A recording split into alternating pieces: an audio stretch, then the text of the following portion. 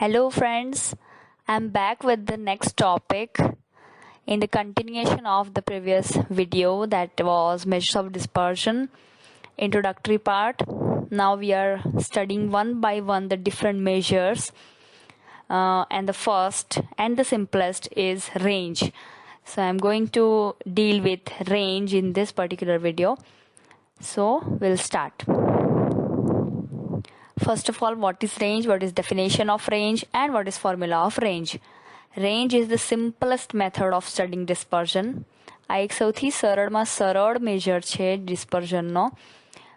એની computation સરળ છે, એની સમજણ પણ ખૂબ જ સરળ છે. What is definition of that? The difference between the largest and the smallest value of a data is termed as the range of the distribution. Simplest definition, difference between largest and smallest value. Even the name itself is indicating range means something which is differing from smallest to largest. So the formula is x max minus x minimum, that is maximum value of the distribution and minimum value of the distribution. We are simply subtracting the minimum value from the maximum value. So this way also the formula can be written, or the another way is simple L minus S. L stands for largest and S stands for smallest value. Now as in the previous video we also have discussed that we can study relative measures of dispersion in terms of range, that is coefficient of dispersion in terms of range, in terms of standard deviation and so on. So likewise we will also see how to calculate the relative measure from the obtained range from the distribution. That is relative measure corresponding to range called the coefficient of range. It can be obtained by applying the following formula, simple formula, that is L minus S divided by L plus S. How we can use the concept of range for interpreting the variation present in the distribution. So it is the simplest, yes, we have seen that it is the simplest, very simple calculation, but how it is useful to make some interpretation about the distribution. If the averages of two distributions are same, a comparison of range indicates the distribution with the smaller range has less dispersion.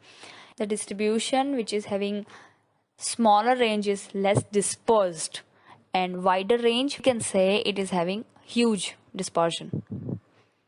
We'll see one example.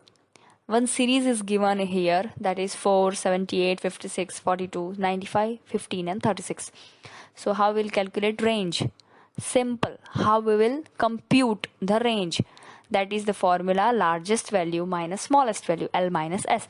Here the largest value is 95, we can see in the distribution or data set, and the smallest value is 4. So difference of that is 95 minus 4 is 91, and 91 is range for the given distribution. Now next we also will calculate coefficient of range from the same series. Here we just need two values, that is L largest value is 95 and S smallest value, that is 4. So according to the formula we have already seen coefficient of range, that is L minus S divided by L plus S.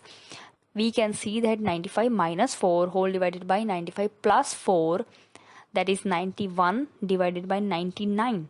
The answer is coming as 0.9191, or as this is a relative measure of dispersion, we also can express this measure in terms of percentage.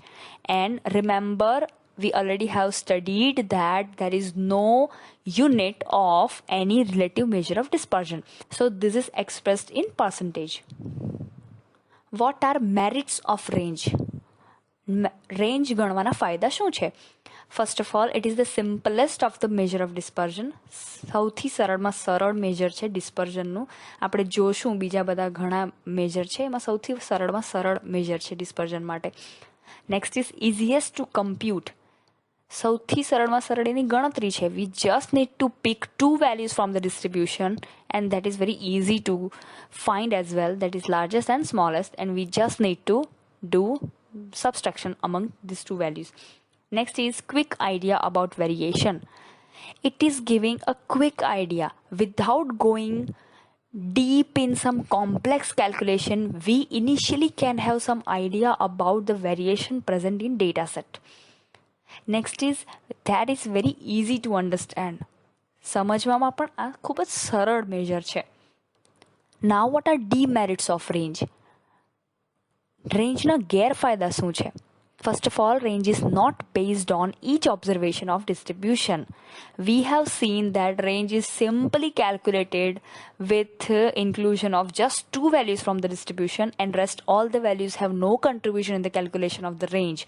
So we can say that each observation is not at all involved in the calculation. And we have already seen that a good measure of dispersion is such that is involving all the observation present in distribution. Next is its value fluctuate with the size of observation and unstable in repeated sampling. Suppose એક પોપ્યુલેશનમાંથી આપણે sampling કરીએ છીએ અને એકવાર જે sampling થાય છે ત્યારે જે ડેટા સેટ આપણને મળે છે, માની લો કે આ જ રીતે આપણે બીજા કોઈ સેમ્પલ એ જ પોપ્યુલેશનમાંથી સ્ટડી કરીએ. Now the value has been totally changed. The minimum value is changed, the maximum value is also changed. So range is always, or we can say, is having maximum chances to get fluctuated when the sampling is repeated. Next is the range is not a lab measure of dispersion. એ એટલું બધું ભરોસાને પાત્ર નથી, કારણ આપણે આગલા જ પોઈન્ટમાં શીખી ગયા છે કે દરેક વખતે જ્યારે આપણે સેમ્પલિંગ કરીએ છીએ ત્યારે એમાં ફ્લક્ચ્યુએશન બહુ જ આવે છે. તો it is not reliable. It is very rough measures of dispersion and not suitable for precise and accurate studies. Range is really a very rough measure, very initial or very raw kind of measure, we can say.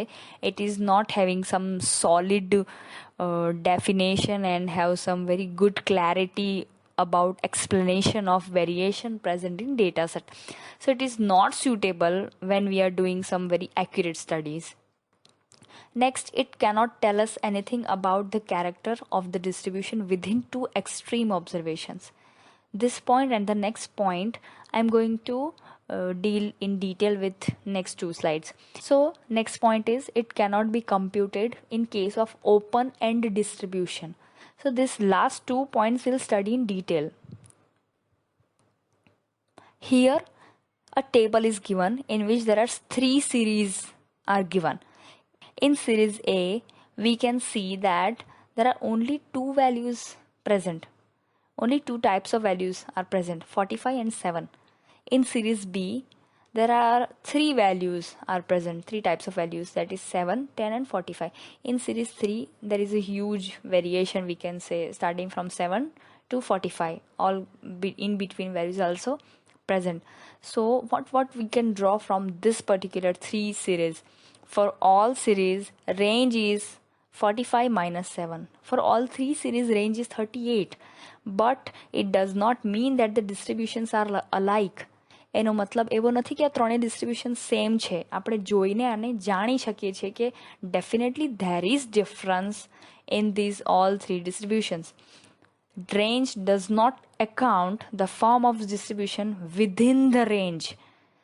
Maximum અને minimum value સિવાયની પણ ઘણી બધી value હોય છે ડિસ્ટ્રીબ્યુશનમાં. એનું કોઈ પણ જાતની ગણતરી રેન્જમાં લેવાતી નથી. Next, we will see that what is the meaning of open-ended classification or open-end classification. So here one table is given where there are 2 columns, parameter value and the frequency. This is continuous type of frequency distribution. So what is parametric value here given is first class is below 20. Below 20 means the starting point is not written, whether it is 0 to 20, whether it is 15 to 20, whether it is 5 to 20, whether it is 10 to 20, nothing is clear. We can see that there are 5 values in the distribution which are below 20, but the smallest value is still unknown. By seeing this table, we cannot say that what is the smallest value. And as we go further in this parametric value table, we can see that next class is 20 to 40, 40 to 60 and so on, and the last class is above 120. And here is the open end, just like the first class, that is below 20. Here is also it is open ended, that is above 120.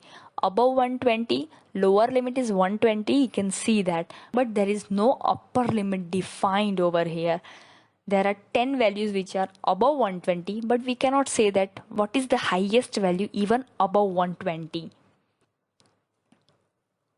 Ending with our simplest and shortest topic of first measure of dispersion, that is range. Thank you.